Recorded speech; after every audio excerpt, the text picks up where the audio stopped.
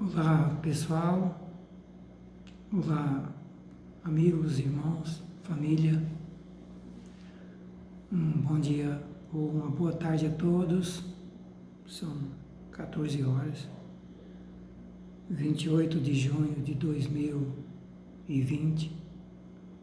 É um prazer estar aqui e poder falar com você aí onde você estiver, no Brasil, ou até mesmo fora dele.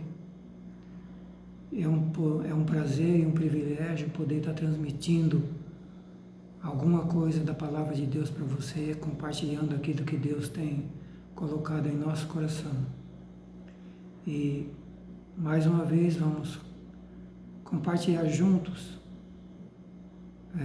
a Palavra de Deus, um assunto muito relevante dentro daquele contexto que já vimos estudando, que a gente já vem estudando, sobre os fundamentos em que estão baseados a construção da nossa casa espiritual. E hoje a gente quer trazer mais um assunto dentro desse contexto, mas antes de tratar disso, eu quero pedir para você acessar o nosso canal aí no Facebook, passar para outras pessoas, se inscrever, compartilhar com outros irmãos, com outras pessoas que precisam ouvir essa palavra. Então, queridos, se inscrevam no canal Pedro Lopes de Vasconcelos no YouTube. Se inscreva no canal, veja as mensagens que já estão lá gravadas. Tem várias palavras que Deus nos deu e a gente compartilhou. Essa também vai para o canal no YouTube. Então, compartilhe isso, fale da Palavra de Deus e peça para as pessoas também assistir essas ministrações. Nosso objetivo é levar a Palavra de Deus, uma palavra de orientação, de discernimento, trazida de Deus, buscada em Deus para trazer até você. Tá bom? Vamos orar antes da gente começar? Pai, eu quero te agradecer pelo privilégio de poder estar aqui, compartilhando da Tua Palavra, dos Teus princípios, do Senhor, aos meus amigos, irmãos, família, aonde estiverem, vendo e ouvindo essa palavra. E eu quero te pedir, Senhor, que o Senhor fale comigo aqui, como o Senhor já tem falado, e o Senhor fale com aqueles que estiveram ouvindo essa palavra, que o Teu Santo Espírito possa estar ministrando a mim aqui e ministrando àqueles que ouvirem e assistirem essa ministração, que sejam tocados, que sejam convencidos. Senhor Jesus, Santo Espírito, venha nos convencer do pecado, do juízo e da justiça. Venha nos convencer daquilo que precisamos fazer e mudar para que o Senhor possa realizar o Teu propósito em nossas vidas. É nossa oração, é nosso pedido, em nome de Jesus. Amém. Queridos, o tema de hoje, dentro daquele contexto, é o caminho percorrido pela igreja cristã. É verdadeiro ou falso? É um caminho em santidade, separação do pecado, ou um caminho em perversão, vivendo no pecado? Então, repetindo, caminho percorrido pela igreja cristã, é verdadeiro ou falso? Em santidade, separação do pecado, ou em perversão, vivendo no pecado, ou em pecado? Queridos, é o tema que a gente vem estudando nos últimos dias. A última ministração foi sobre o profeta Balaão e a gente viu que aprendemos coisas profundas na vida dele ali. Um homem de Deus, um homem de oração, um homem que consultava Deus, um homem que falava com Deus e que Deus falava com ele. E de repente a gente vê Deus falando para ele, eu saí hoje não para ser o seu protetor e o seu amigo. Eu saí hoje na sua frente como seu adversário, como seu inimigo, porque o seu caminho é perverso diante de mim. Uma palavra muito forte, muito séria para um homem de Deus, para um homem que falava com Deus, que buscava Deus e que transmitia também a palavra de Deus, o recado de Deus. É uma mensagem muito séria, muito forte para todos nós. Nós que ouvimos a palavra, nós que falamos da palavra, nós que professamos seguir Jesus Cristo. É uma palavra muito séria de advertência. E a questão é, estamos atentos a essas advertências de Deus? Estamos compreendendo? Estamos entendendo? Ou estamos cegos e não estamos percebendo o que Deus está falando? O profeta Balaão, ele não percebeu que o caminho dele era perverso. E ele sai desobedecendo a palavra de Deus para ir se encontrar com o Balaque. O Balaque queria que amaldiçoasse o povo de Deus.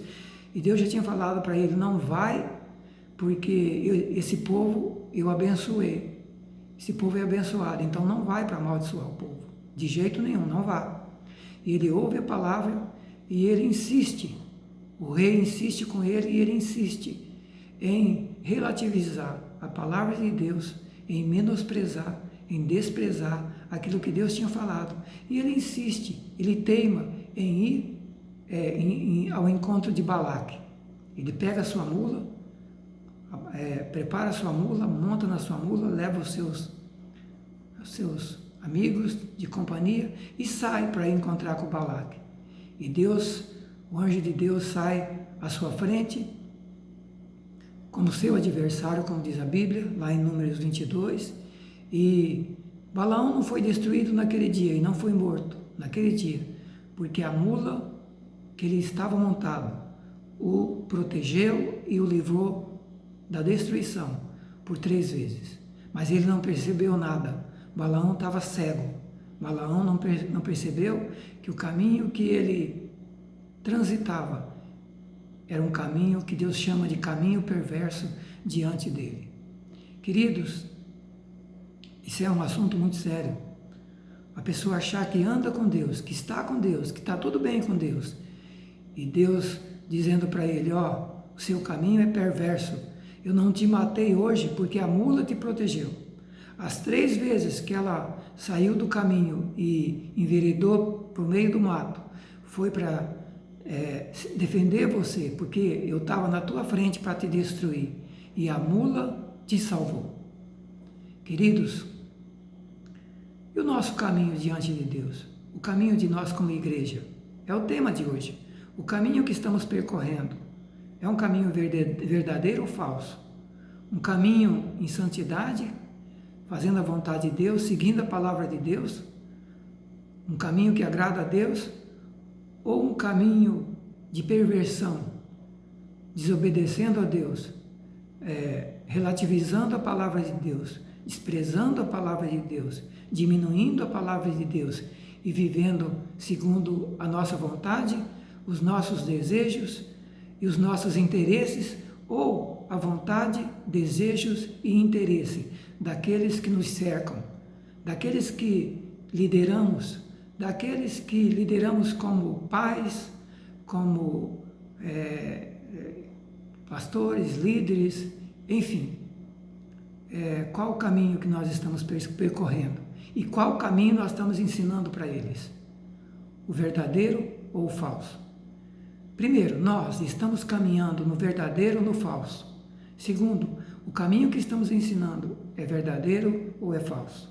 O de Balaão, a Bíblia diz que era falso. Tanto é que esse profeta é citado em várias vezes no Novo Testamento e até pelo Senhor Jesus na carta do Apocalipse. Era um caminho falso, um caminho que visava o lucro, o prêmio, o dinheiro, coisas materiais. Um caminho que visava o mundanismo. Ele ensinou Balaque a levar o povo de Deus, o povo de Israel, ao mundanismo, a se misturar com o seu povo que viviam na idolatria e na prostituição. E ele ensinou Balaque a convencer o povo de Deus a viver no pecado, a se misturar com o povo do mundo, a se misturar com aqueles que viviam no pecado de prostituição, de idolatria, e trazendo sobre eles a ira de Deus, a separação de Deus. E nós hoje? Qual caminho estamos percorrendo? Qual caminho estamos vivendo? E qual caminho nós estamos ensinando? Será que é diferente, queridos? Será que é diferente? Vamos para a palavra de Deus. O primeiro texto que eu trago para você, Apocalipse 3, 14 a 22. Esse texto já falamos um bom tempo atrás, temos falado nos últimos dias, e hoje ele começa como base para essa meditação. Palavra do próprio Senhor Jesus, lá no livro de Apocalipse, quando ele se revela ao apóstolo João. E ali ele manda uma mensagem para cada igreja, para 7 igrejas, que representam a fase da igreja na terra, desde o Senhor Jesus até hoje. E essa carta de Laodiceia, que nós vamos ler, representa a última igreja, lá no livro de Apocalipse, e que também representa a última fase da igreja na terra. Vamos ver o que o Senhor fala nesse texto. Ao anjo da igreja em Laodiceia escreve: isso diz o Amém, a testemunha fiel e verdadeira, o princípio da criação de Deus. Conheça as tuas obras, que nem és frio, nem quente. Quem deras fora frio ou quente. Assim, porque és morno, não és frio e nem quente, vomitar-te-ei da minha boca.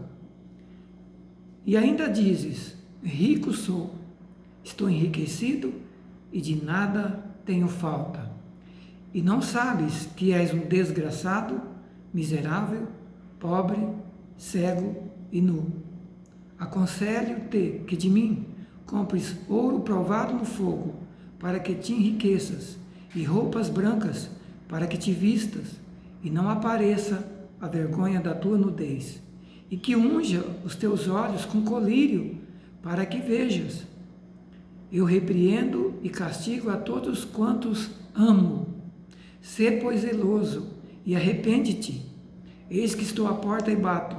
Se alguém ouvir a minha voz e abrir a porta, entrarei em sua casa, e com ele cearei, e ele comigo.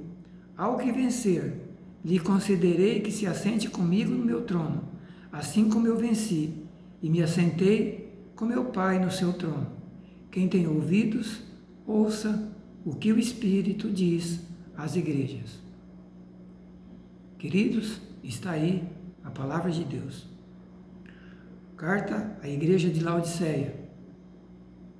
Uma igreja que as obras era morna, nem frio, nem quente. Você sabe que morno é mistura de frio com quente. Você pega um pouco de água fervendo, coloca água fria dentro, você tem um morno. O morno é a mistura do frio com o quente. E o Senhor está dizendo: assim porque és morno, não é frio nem quente, vomitar-te-ei da minha boca. Queridos, esses dias eu tive ouvindo uma pregação de um pastor que eu sempre ouço, e as suas pregações, e eu fiquei preocupado com essa palavra que eu ouvi dele. Ele, pregando sobre esse texto, dizia ele que essa igreja, que representa a igreja do tempo do fim, ela é uma igreja que não teve advertências de pecados como teve as anteriores, não teve advertência de falsos profetas e de falsas doutrinas, e que o problema dessa igreja era apenas frieza espiritual. Frieza espiritual. Ele diz que o problema dessa igreja se centraliza em frieza espiritual. Queridos, eu fiquei assustado, porque aí eu vi que o Senhor Jesus, quando escreve nessa carta, que a igreja desse tempo era uma igreja morna, misturada de coisas de Deus e coisas do mundo. Coisas de Deus e coisas do mundo. é uma mistura de cristianismo com mundanismo. É a característica dessa igreja.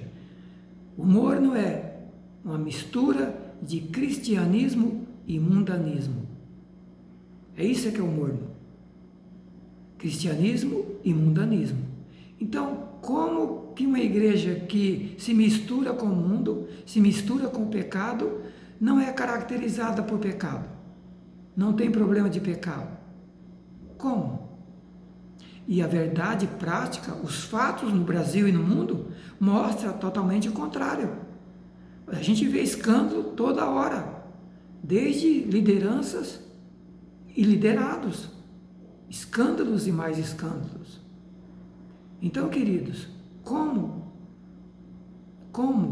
admitir uma visão de liderança de igreja no Brasil, e liderança importante, de que o único defeito e o único erro que vê na igreja de Laodiceia era a frieza espiritual? A primeira coisa que o Senhor identifica é uma igreja misturada, mundanismo e cristianismo. Queridos, se a gente for ver as demais cartas, e eu faço questão de olhar com você, toda carta começa no capítulo 2 de Apocalipse, são 7 cartas, e cada carta dessa começa dizendo: eu sei as tuas obras. Como essa de Laodiceia: conheço as tuas obras, que nem és frio nem quente. As outras cartas também começam assim. Ao capítulo 2, versículo 2: eu sei as tuas obras, mas olha o que diz aqui: eu sei o teu trabalho, eu sei a tua paciência, eu sei que puseste à prova os que se dizem apóstolos e não o são, e o achaste mentiroso. Sofrestes e tens paciência, e trabalhaste pelo meu nome, e não te cansaste. Aqui na primeira carta, na igreja de Éfeso, o Senhor, ao analisar as obras da igreja de Éfeso, ele encontra trabalho, ele encontra paciência, ele encontra gente que não aceita os que vivem mal, que vivem no pecado, uma igreja que põe à prova os falsos apóstolos, os que vivem na mentira, uma igreja que sofre, uma igreja que tem paciência e uma igreja que trabalha pelo nome de Deus e não se cansa. Olha as obras dessa igreja. Agora, olha a obra dessa igreja do fim. Olha o que o Senhor diz aí, na igreja de Laodiceia: conheço as tuas obras, nada de elogio, está dizendo que não é frio e nem quente. Agora, vamos para a obra da igreja de Esmirna, a segunda carta, versículo 9: eu sei as tuas obras, a tribulação e a tua pobreza, mas tu és rico. Eu vejo a blasfêmia dos que se dizem judeus e não são, e são sinagoga de Satanás. Não temas coisas que vais padecer, o diabo vai lançar algum de vós na prisão. Tereis tribulação, mas ser fiel até a morte e dar-te-ei a coroa da vida. Essa igreja aqui é uma igreja que tem obras também. Uma igreja que se sentia pobre, mas Deus diz: tu é rico. O contrário dessa, querido. Essa que nós estamos estudando aqui, ela diz: eu sou rico e não preciso de nada. É a nossa igreja, a igreja desse tempo. Não precisa de nada, rica. Nem de Deus essa igreja precisa. Agora, essa daqui não. Essa daqui, ela diz: eu sou pobre. E Deus diz: não, mas você é rico, porque você tem a mim. Eu estou vendo a blasfêmia daqueles que estão perseguindo vocês, blasfemando, dos falsos profetas. Vocês vão ser perseguidos, vão botar vocês na prisão, mas ser fiel até a morte, dar-te-ei a coroa da vida. Olha as obras da segunda igreja. A igreja de Laodiceia, essa que nós estamos estudando, que é a igreja do tempo do fim, ela tem essas obras, ela tem essas características, nós estamos enxergando isso. Terceira carta, a igreja de Pérgamo, começa também: eu sei as tuas obras, e sei que aonde tu habita é onde está o trono de Satanás, mas tu retens o meu nome e não negaste a minha fé. Mesmo nos dias de Antifas, a fiel testemunha, o qual foi morto entre vós, onde habita o trono de Satanás. A terceira carta é para uma igreja que vivia no meio do trono, onde habita Satanás, no trono de Satanás, no meio do inferno, mas era uma igreja fiel, eu sei a tua tribulação, eu sei a tua tribulação, eu sei o que você está passando, mas vocês são vencedores, vocês são vencedores. Não negaste o meu nome, retens o meu nome e não negaste o meu nome. Uma igreja vivendo no meio do trono de Satanás.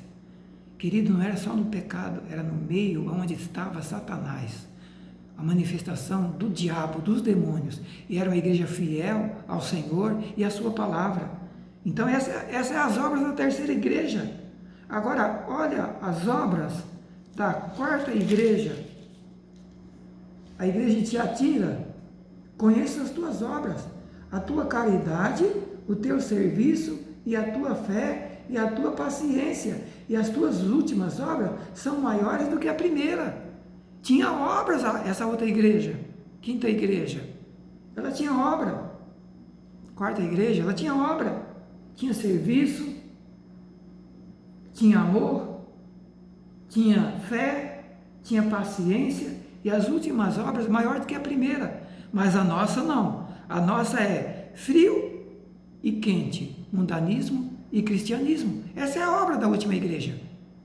É assim que Deus está vendo. É Deus dizendo para nós como é que Ele viu a obra de cada igreja em cada época. Agora, olha a carta à quinta igreja. Já no capítulo 3 de Apocalipse. Eu sei as tuas obras, que tem nome de que vives e está morto. Essa aqui, as obras dela, ela tinha uma impressão que estava viva, mas estava morta. Parecia uma igreja que não tinha nada de Deus. Mas mesmo assim, mesmo sendo uma igreja com aparência de viva, mas estava morta, o Senhor diz, eu tenho no meio de vocês algumas pessoas que não se contaminaram seus vestidos, e comigo andarão de branco porque são dignas. Mesmo no meio dessa igreja quinta de Sardes, uma igreja que aparentava estar morta, Deus encontrou pessoas que não se contaminaram e que andavam com Ele, e pessoas dignas. Mas a nossa carta, a nossa igreja, é uma igreja, ele está dizendo, morna, mistura de cristianismo com mundanismo. Não tem nenhum elogio, queridos, para a nossa igreja, a igreja do fim. Não tem elogio, não tem obras, ele não mostra obras, ele não identifica nada que agradou ele aqui. Vamos para a carta da penúltima igreja, antes da nossa, a sexta, a igreja de Filadélfia. Eu sei as tuas obras, diante de ti pus uma porta aberta, e ninguém pode fechar. Tendo pouca força, guardaste a minha palavra, e não negaste o meu nome. Está vendo, queridos? Essa igreja, as portas estavam fechadas para ela, mas Deus estava com ela abrindo as portas.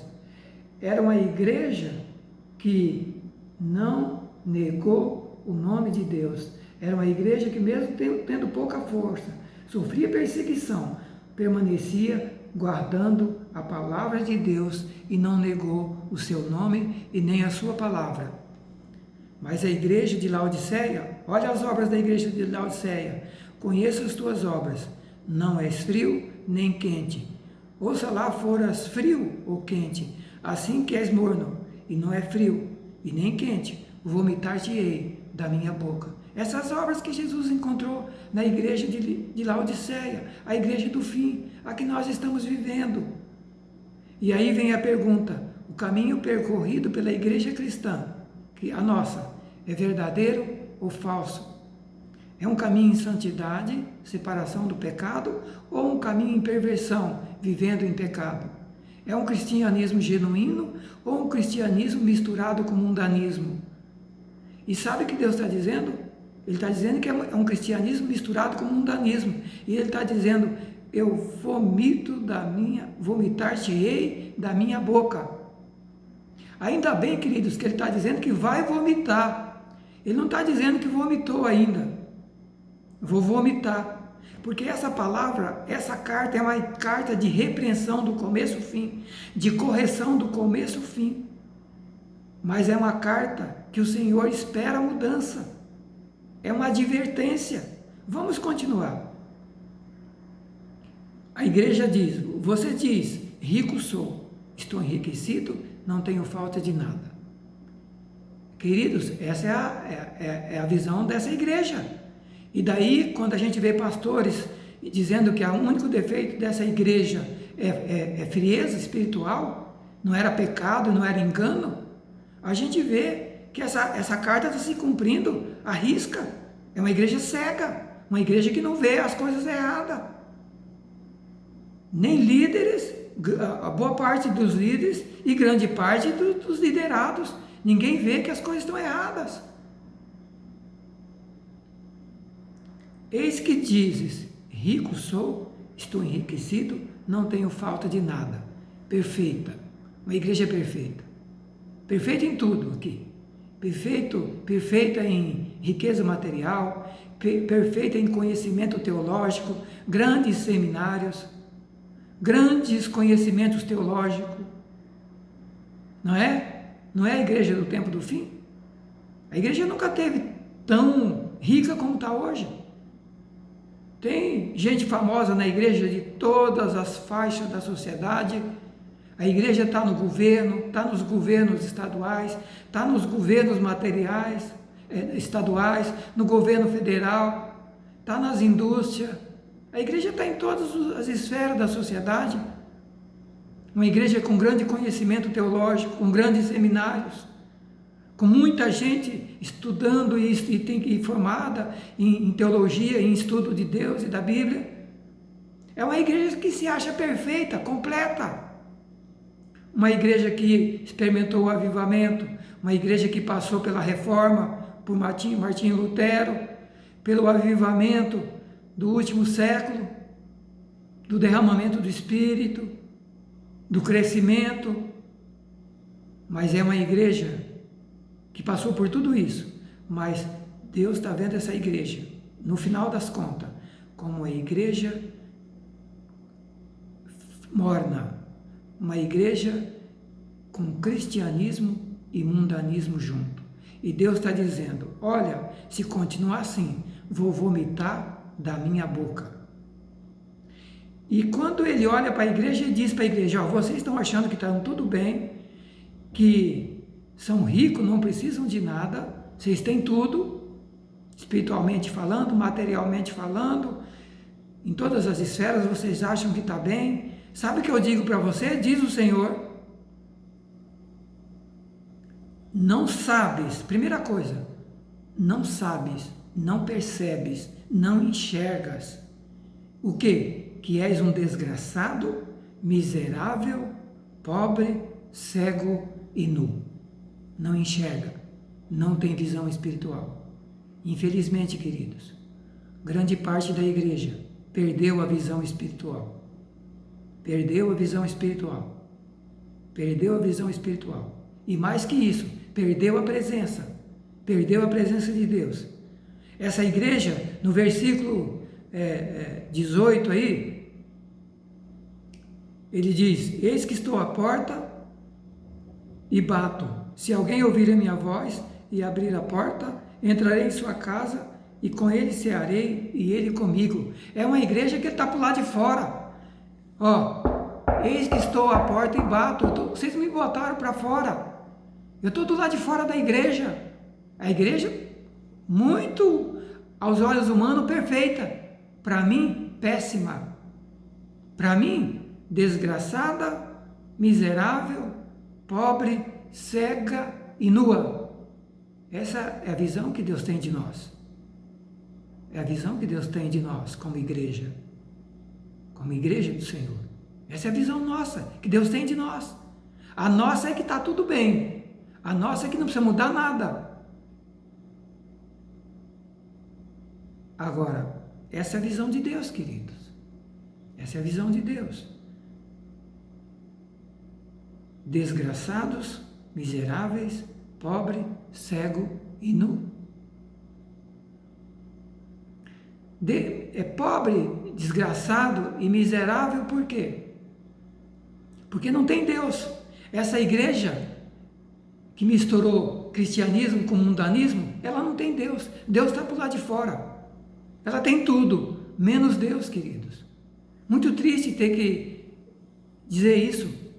repetir isso que Deus está dizendo, não sou eu que estou dizendo, é Deus que diz, eis que estou à porta e bato, ou seja, eu estou por lá de fora, vocês me botaram para fora e fecharam a porta, eu não consigo entrar, vocês me botaram para fora e fecharam a porta, eu não consigo entrar. Por quê?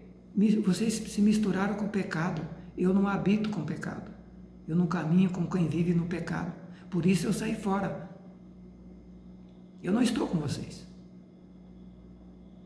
eu não estou com vocês, vocês estão vivendo no pecado, eu não estou com vocês. Queridos, mas olha o que o Senhor fala. Então, primeiro, pobreza espiritual, miséria, falta da presença de Deus, falta de seus princípios e falta de seus ensinos. Falta da presença de Deus. Só Ele é o ouro provado no fogo. O resto, queridos, o resto é palha. Tirando Deus, o resto é palha. Podemos ter tudo, mas se não temos Deus, o resto é palha. Segundo, é uma igreja que não tem roupa, uma igreja nua. O que é roupa? Boas obras. Não tem, não existe boas obras aqui. É uma igreja nua. A roupa, no sentido espiritual, representa testemunho, boas obras, vida de Deus, gente que transmite Deus na terra, vida de Deus, gente que transmite Deus e seus princípios, sua palavra. Jesus está dizendo, vocês estão pelados, eu não vejo roupa em vocês, eu não vejo testemunho, eu não vejo exemplo, eu não vejo gente que vive a minha vida, os meus princípios, o meu caráter, a minha vida. Eu não estou vendo. Queridos, e por último a igreja cega, e ele está dizendo, compra colírio para passar nos olhos para enxergar. Agora, olha que bonito, aconselho-te que de mim compres ouro provado no fogo, ou seja, prepara o terreno para que eu volte para você e você tenha ouro provado no fogo. Saia do mundo, abandone o mundanismo e viva o cristianismo, para que eu possa voltar para você e você possa ter o ouro verdadeiro, que sou eu. Aconselho que compres ouro provado no fogo, busque Deus, busque sua presença e saia do pecado. Saia do pecado e busque a Deus. Ouro provado no fogo para que enriqueças. Roupas brancas, vida de testemunho. Porque quando se tem Deus, se expressa Deus. Quando se tem luz, se expressa a luz. Quando não se tem luz e vive nas trevas, se expressa as trevas, queridos. Então, para que vocês possam, adquiram roupas brancas, para que te vistas e não apareça vergonha da sua nudez, para que você não esteja vivendo pelado, sem as pessoas olhar para você e não ver nada de testemunho, nada que demonstre a Deus, nada que demonstre que você tem Deus e que você segue a Deus, e a pessoa diz, eu não quero a sua igreja, eu não quero a sua fé, eu não quero o seu cristianismo, porque você não tem diferença de mim, portanto eu não quero você. Deus está dizendo, eu não quero você assim, eu quero que você adquira roupas brancas, testemunho, vida de Deus. E por fim, eu quero que você adquira colírio para você curar a sua cegueira espiritual e você enxergar. E ele fala, eu repreendo e castigo todos quanto amo. Repreendo e castigo. Queridos, qual a razão dessas pandemias? Qual a razão? Será que Deus não está falando com a gente, não? Dizendo, olha, repreendo e castigo aqueles que eu amo. Porque eu quero mudança. Eu não quero vocês condenados no inferno junto com o mundo. Eu quero vocês comigo na glória. Eu quero vocês caminhando comigo. E a razão do castigo e da repreensão é para conversão. Repreendo e castigo a todos quanto amo. Arrepende-te. Arrependimento, conversão, mudança, saia do mundo, saia do pecado, volte para Deus. Essa é a mensagem para mim e para você. E ele está dizendo, eu estou repreendendo e castigando porque eu amo. Essa é a razão, queridos. Você quer explicação porque você está passando e eu estou passando e que estamos vivendo? Afastamento de Deus. Vidas cristãs longe de Deus, mistura de Deus, de cristianismo com mundanismo. E ele está por lá de fora. Eis que estou à porta e bato. Se alguém ouvir a minha voz e abrir a porta, entrarei em sua casa e cearei com ele. Eu estou à porta e bato. Vocês me expulsaram das suas vidas, com sua vida pecaminosa, mas eu estou dizendo, abra, limpa o seu coração, faça um exame, limpa seu coração, limpa sua vida, clame a mim, arrependa dos seus pecados e clame a mim para entrar na sua vida, fazer uma limpeza, volta para mim. Entenda que você está vivendo no pecado e volta para mim, abre a porta, peça para eu entrar na sua vida e fazer uma limpeza na sua vida, mudar a sua história, mudar a sua vida, mudar a sua família, mudar a sua igreja, mudar a igreja no Brasil, mudar esse seu cristianismo falso para o cristianismo verdadeiro, para que o mundo veja Jesus Cristo em nós. E não apenas uma religiosidade falsa, que as pessoas estão abominando e não querem saber mais desse cristianismo que temos vivido. Queridos, temos falado sobre as teorias falsas dos últimos tempos. As teorias falsas são essa. É a teoria do Balaão. Relativizar a palavra de Deus. Ah, não é bem assim não. Vamos achar uma maneira de interpretar a Bíblia de maneira que seja agradável. Vamos distorcer, vamos desvirtuar a Bíblia, vamos mudar a Bíblia para que ela fique palatável para as pessoas. Essa é a doutrina que está aí no mundo. Essa é a doutrina que está aí no mundo. Nos últimos dias temos falado sobre isso, as doutrinas falsas e as teorias dos princípios que esse mundo adotou, o relativismo, que prega a relativização da palavra de Deus, dos seus princípios, o laicismo, que prega o abandono de Deus, dos seus princípios. Estudamos a vida do profeta Balaão, seu caminho perverso,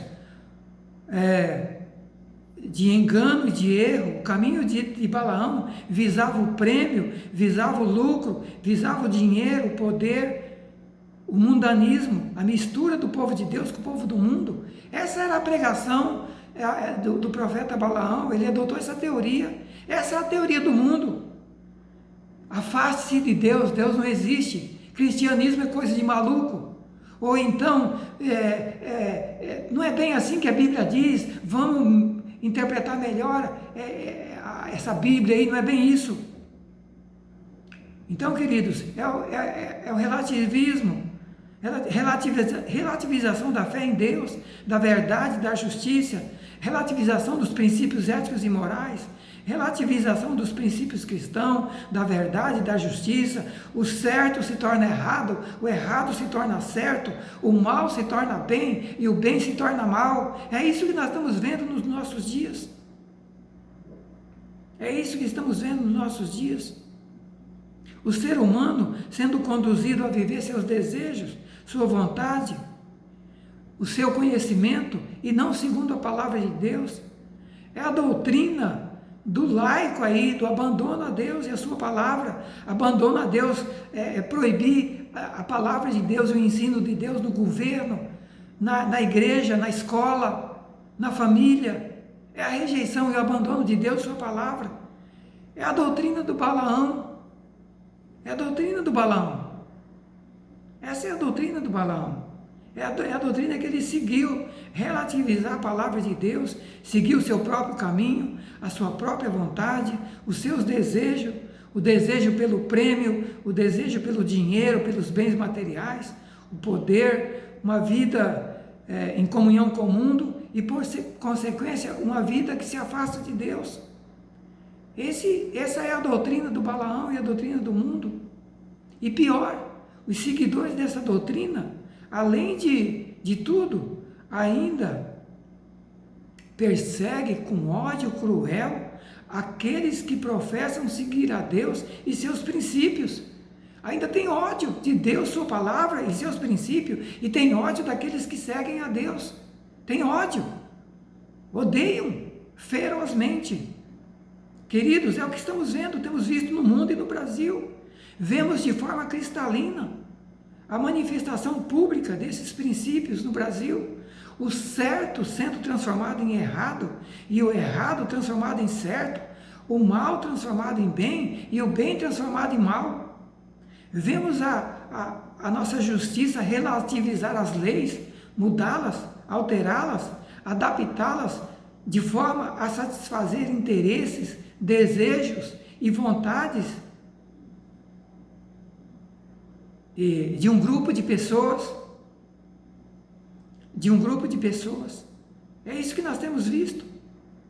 E por outro lado, um ódio cruel contra aqueles que são contrários. Manda prender pessoas que os criticam, que os xingam, mas soltam bandidos, ladrões, que assaltaram milhões dos cofres públicos, dos que roubaram e saquearam o país, o dinheiro, saquearam a fé, saquearam o Deus do coração de milhares de brasileiros.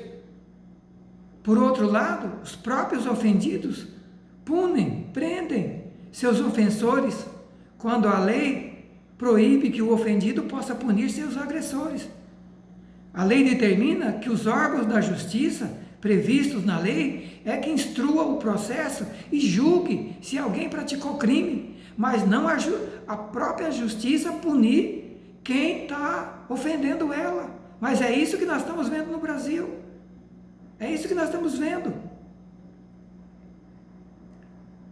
Vemos que os processos que têm relação com pessoas importantes e relevantes, a forma de conduzi-los e de julgá-los obedece a uma forma mais branda de interpretação da lei, ou então se deixa guardados, engavetados nos tribunais, nas cortes, até que haja prescrição dos crimes, para que possa inocentar os culpados.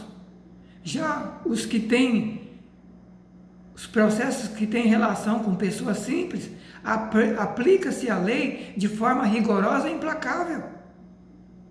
Assistimos o poder judiciário, o poder legislativo, a imprensa desprezar e zombar e perseguir, tentar desmoralizar o presidente da República, desmoralizar e perseguir os cristãos, a igreja, os princípios de fé, violam as leis que asseguram até o direito dos cristãos, o direito do presidente,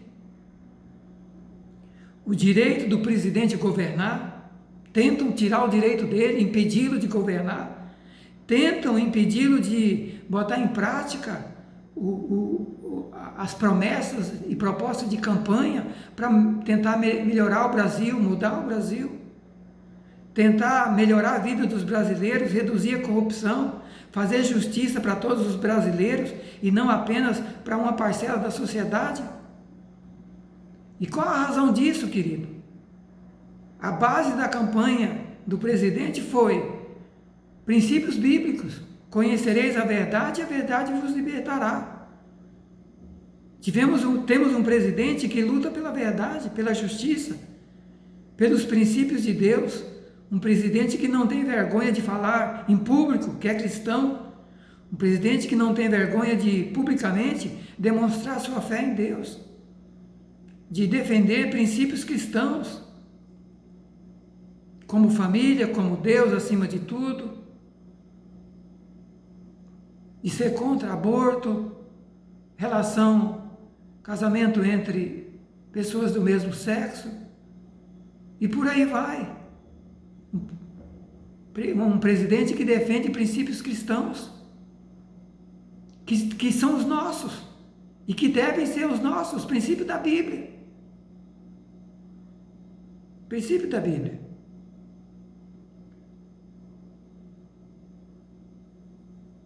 E tem mais uma coisa, queridos. Para os que odeiam a Deus e seus princípios, ou aqueles que relativizam a sua palavra e defendem essas doutrinas de afastamento de Deus, do governo, da escola, da família, e se pudessem, eles fechavam as igrejas e baniam os cristãos do Brasil. Mas essa conduta do presidente de defender os princípios cristãos é considerada como errada, como crime. E tentam, estão lutando para, se for possível, afastar o presidente.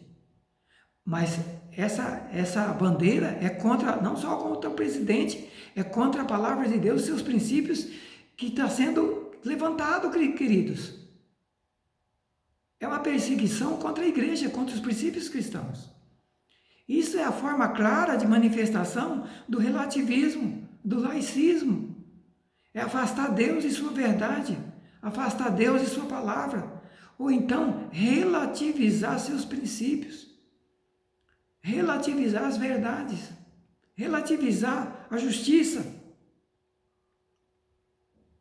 Queridos, o presidente é perfeito? Não. Ele erra. Tem defeito? Tem. Tem defeito. Mas uma coisa precisa ser dita: não possui os mesmos erros e defeitos graves como muitos dos seus antecessores. Não tem. Muito diferente dos seus antecessores, que a gente está vendo aí, notório e público, governos que roubaram o país, assaltaram os cofres públicos, montaram equipes para desviar milhões do Brasil e para outros povos até, ou para o bolso deles ou para outras nações, e deixaram os brasileiros desassistidos. Esse tipo de conduta nós não vemos no presidente. Ao contrário, mais de 1 ano e meio de governo e não se tem notícia de corrupção, nem do presidente, nem dos seus auxiliares. Queridos, mas por que essa perseguição toda do poder judiciário, do poder legislativo, da imprensa e até mesmo de muitos que se intitulam cristãos? Por quê? Vamos para a Bíblia? Vamos ver o que a Bíblia fala sobre justiça e direito? Eu me lembro, uma vez fui falar na faculdade, citar alguns princípios de justiça da Bíblia, citar os princípios de Deus lá no Velho Testamento e no Novo Testamento sobre justiça.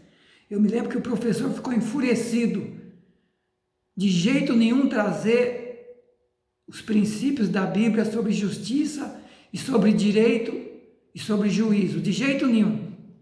Vale todos os princípios de justiça do mundo e de todas as épocas, mas vale copiar e vale segui-los, mas jamais copiar e seguir os exemplos da Bíblia. Por quê?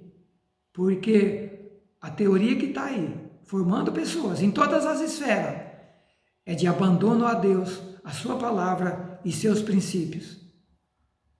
Essa é a doutrina que está aí. Mas, queridos, o que diz a Bíblia, a palavra de Deus? Vamos ver? Levítico 19:15. Não farás injustiça no juízo, não respeitarás o pobre, nem honrarás o poderoso. Com justiça julgarás o teu próximo. Não farás injustiça no juízo, não respeitarás o pobre e nem honrarás o poderoso. Com justiça julgarás o teu próximo.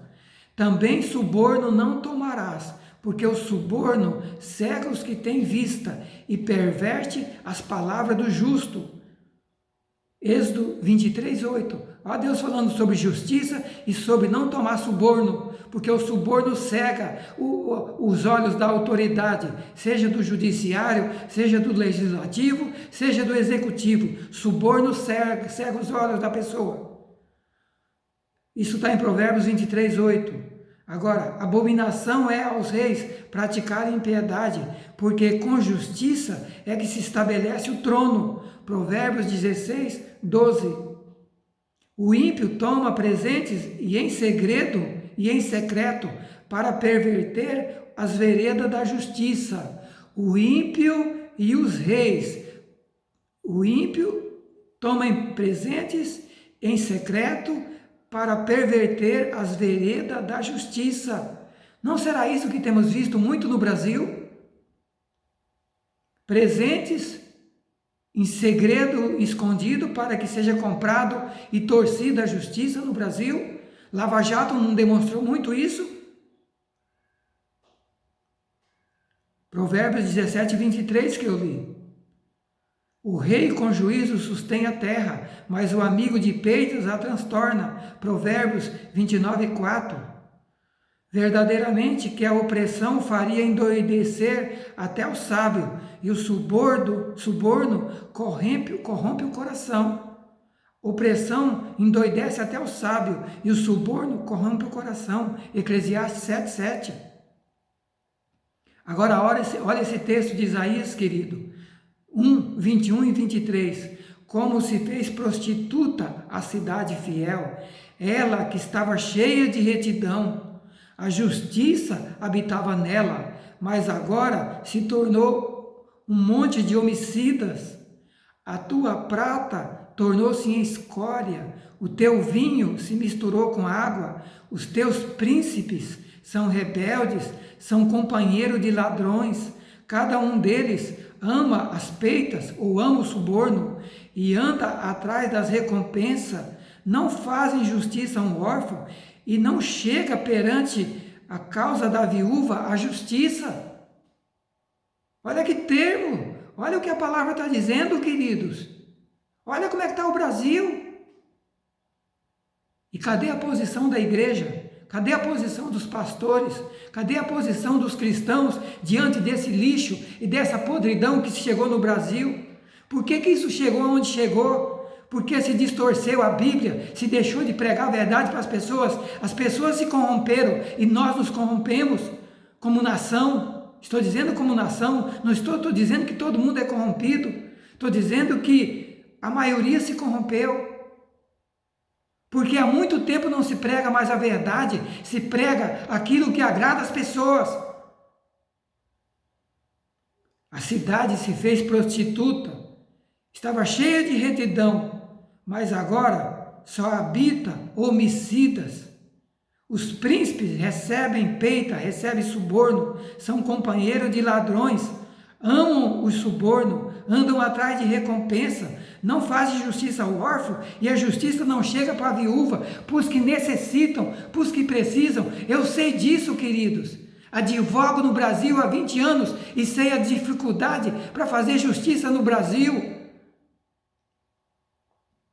Eu sei a dificuldade para fazer levar justiça ao órfão, ao oprimido, àquele que está doente, aquele acidentado, afastado, aleijado. Aos milhares da Previdência que eu tenho lutado nesses 20 anos aí, eu sei a luta para fazer justiça nesse país. Aos acidentes de trabalho, a luta que é para fazer valer o direito no Brasil.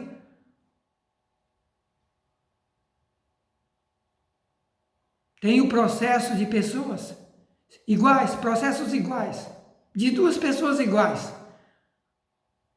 Dois processos iguais, pessoas com os mesmos fatos, as mesmas provas documentais, as mesmas provas de testemunhais, os mesmos direitos, os mesmos pedidos. Um ganhou tudo, o outro não ganhou nada. Porque essa é a justiça no Brasil. Cada juiz julga segundo o que ele acha, o que ele interpreta da lei. Não é o que está na lei, é o que ele interpreta, o que ele acha da lei.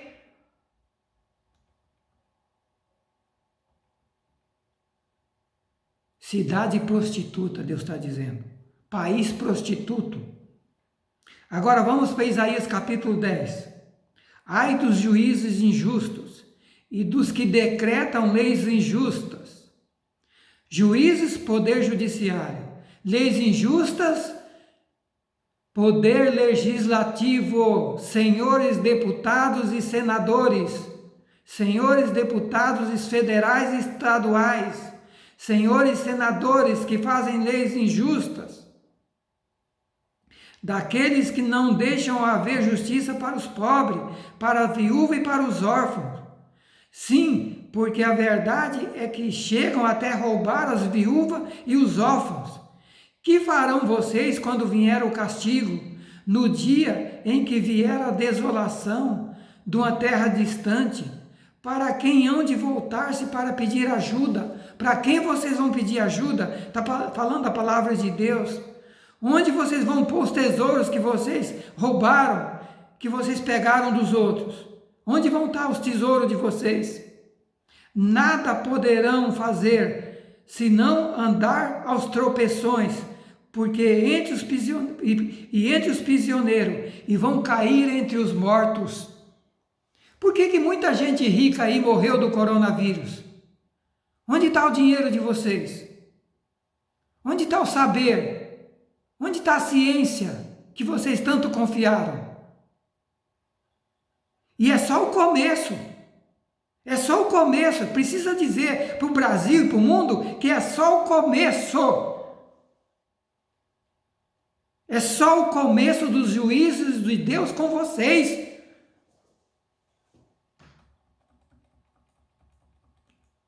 Queridos, Isaías, eu li para vocês Isaías 10, 1 a 4. Agora Isaías 5, 20 a 24. Ai, Deus está dizendo, ai, eu tenho pena dos que chamam ao mal de bem e ao bem de mal. Veja que a doutrina desse tempo presente é de mudar o bem em mal e o mal em bem.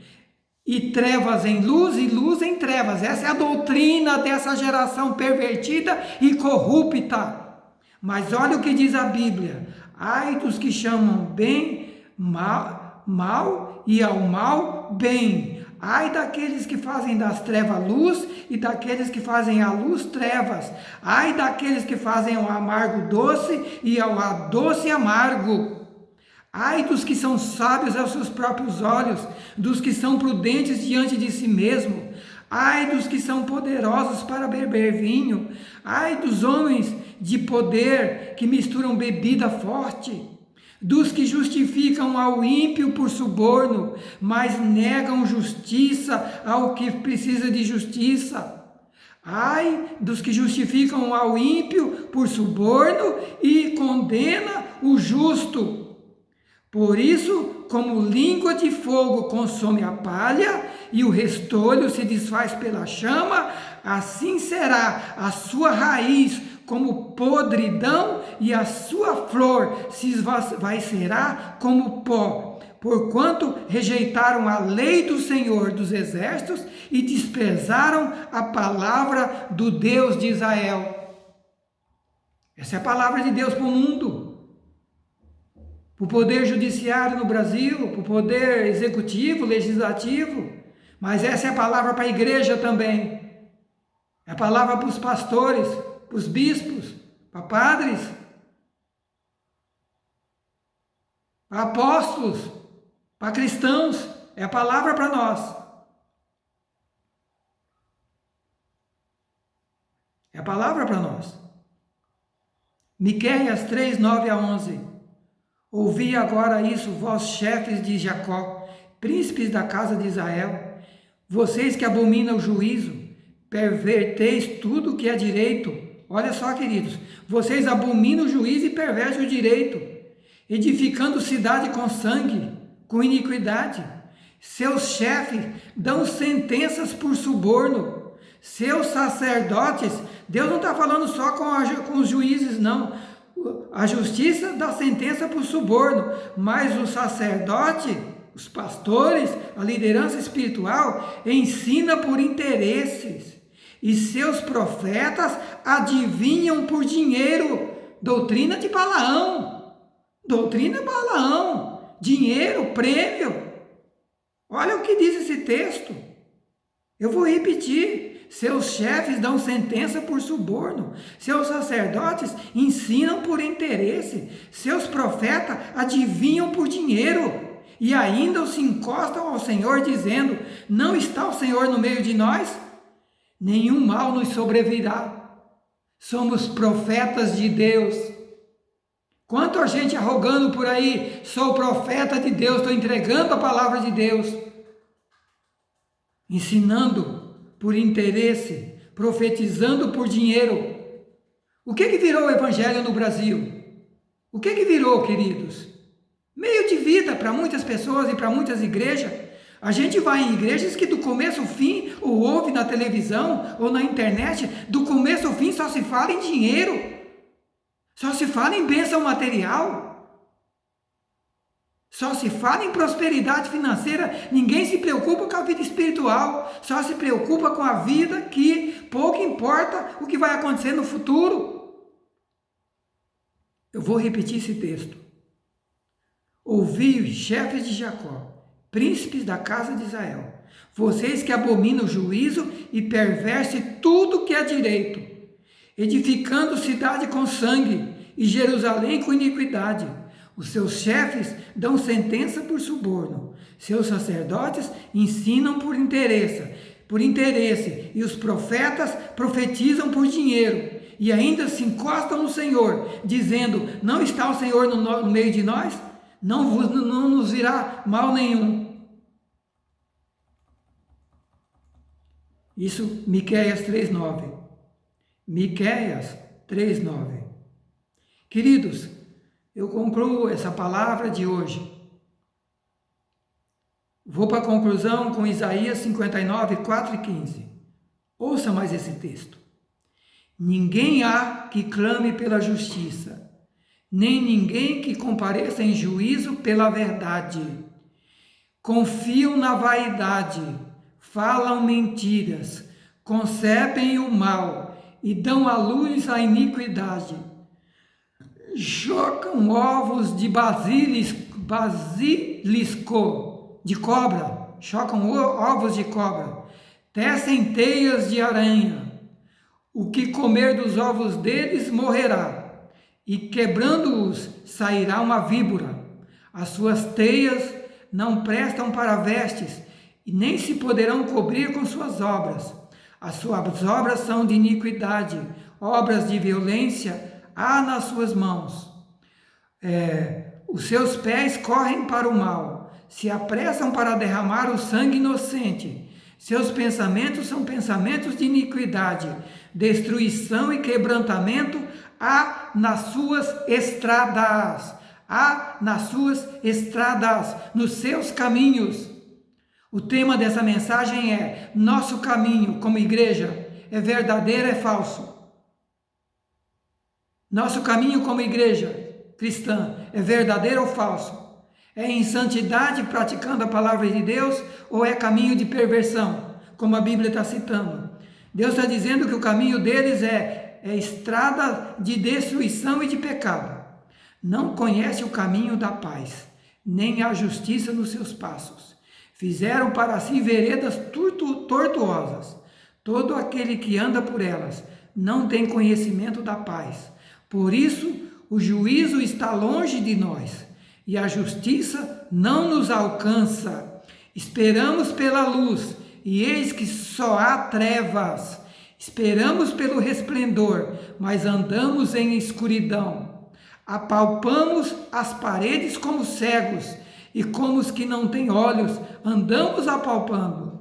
Tropeçamos ao meio-dia, como nas trevas, e nos lugares escuros, como mortos. Todos nós bramamos como ursos, e continuamos gemendo como pombas. Esperamos pelo juízo e não o há, pela salvação e ela está longe de nós, porque as nossas transgressões se multiplicaram perante ti e os nossos pecados testificam contra nós, porque as nossas transgressões estão conosco e conhecemos as nossas iniquidades. Como o prevaricação é saber o certo, saber a justiça e fazer de conta que não está vendo. É fechar os olhos para o certo, para as coisas, para a justiça, para aplicar a justiça. Prevaricar é deixar as pessoas fazerem errado e não se posicionar, não aplicar a verdade quando vê que está as coisas erradas. Isso é prevaricação, seja no âmbito natural, seja no âmbito espiritual. E Deus está dizendo: o prevaricar e o mentir contra o Senhor. Desviamos-nos do nosso Deus, o falar de opressão e rebelião, o conceber e proferir do coração palavras de falsidade. Por isso, o direito se tornou atrás, e a justiça se pôs de longe, porque a verdade anda tropeçando pelas ruas, e a equidade não pode entrar. Sim, a verdade desfalece, e quem se desvia do mal, querido, presta atenção nesse versículo. Sim, a verdade desfalece, e quem se desvia do mal arrisca-se a ser despojado, a ser morto, a ser destruído. É isso que nós estamos caminhando no Brasil. A verdade desfalece, mas quem tenta se desviar do mal, fazer o certo, arrisca ser despojado, perder o que tem, ser destruído e ser morto. E o Senhor viu isso e pareceu mal aos seus olhos, porque ele não viu justiça. Meus queridos, cadê os cristãos do Brasil? Onde estão? Cadê padres, bispos, pastores, apóstolos, ministros que se dizem representar o povo de Deus? Quantos têm se posicionado pela verdade, pela justiça, pelos princípios de Deus e defendido os princípios cristãos? Quantos? Aonde estão? Pior, ainda se constata muitos que se dizem cristãos, criticando e zombando quem defende esses princípios. Mais grave ainda, se vê muitos cristãos, milhares de cristãos, apoiando o engano, a mentira, o roubo, o assalto, o engano, a injustiça e mais ainda, destruindo a consciência das pessoas. Pregaram isso durante décadas, pregaram o abandono a Deus, a rejeição a Deus, a sua palavra. Pregaram nas escolas, pregaram nas empresas, pregaram nos governos e pior, pregaram na igreja também, seja por ação, seja por omissão. Corromperam pessoas, corromperam suas mentes, corromperam seus corações, corromperam suas consciências, seja nas escolas, seja nas igrejas, seja nos governos, seja nos lares. Destruíram o país, destruíram a economia, deixaram a dívida brutal de cerca de 4 trilhões, que só de juro anual consome 400 bilhões, só para pagar juro dessa dívida maluca, que ninguém sabe onde foi aplicado esse dinheiro. Aliás, a gente sabe, é só olhar para o que a imprensa testemunhou nesses anos. Mas também corromperam a vida espiritual das pessoas, corromperam a fé em Deus, corromperam a sua palavra e corromperam os seus princípios. Eu paro por aqui hoje, queridos, e vou continuar. Na próxima oportunidade eu vou continuar. Eu vou falar da desgraça que essas doutrinas trouxeram para o mundo. O que a doutrina de abandono de Deus, de rejeição a Deus, do ateísmo, do comunismo, do socialismo tem causado no mundo. Eu vou falar sobre isso na próxima oportunidade. Eu vou falar. Queridos, o que tenho trazido para você é o que Deus tem falado ao meu coração. É o que tenho aprendido nesses quase 60 anos de caminhada cristã e de acompanhar a história do Brasil e do mundo, a história da igreja, e por acompanhar a Bíblia, sua palavra, seus princípios e seus ensinos. Querido, não sou perfeito e não somos perfeitos, mas Deus está dizendo para todos nós, mostrando para todos nós qual é o mau caminho que nós temos caminhado, ou que não temos percebido, ou que temos apoiado, ou que temos fechado os olhos. E Deus está dizendo, olha o que está errado e mude de caminho. Eu repreendo e castigo a todos quantos amo. Arrepende-te, muda, abre a porta, porque eu quero entrar em sua vida, mudar a sua vida, mudar a sua história, mudar a sua família, mudar a sua igreja. Vamos orar. Obrigado, Senhor, por esta palavra. Pai Santo, que esta palavra toque em muitos corações em milhares de corações, aqui no Brasil e fora do Brasil, na igreja, nos que estão fora da igreja, mas também nos que estão dentro da igreja. Fala, toca, incomoda, Santo Espírito. Tua palavra diz que o Senhor, Santo Espírito, veio para convencer a nós do pecado, do juízo e da justiça. Continua convencendo os meus irmãos, os meus amigos e a tua igreja no Brasil, em nome de Jesus. Amém e amém. Até uma próxima oportunidade.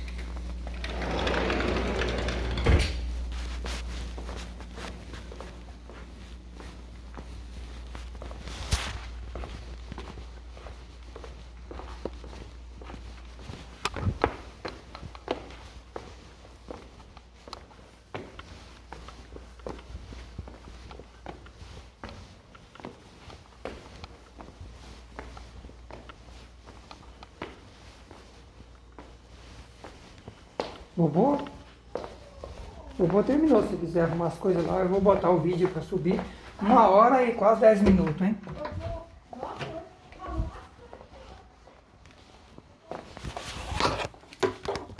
Vai lá.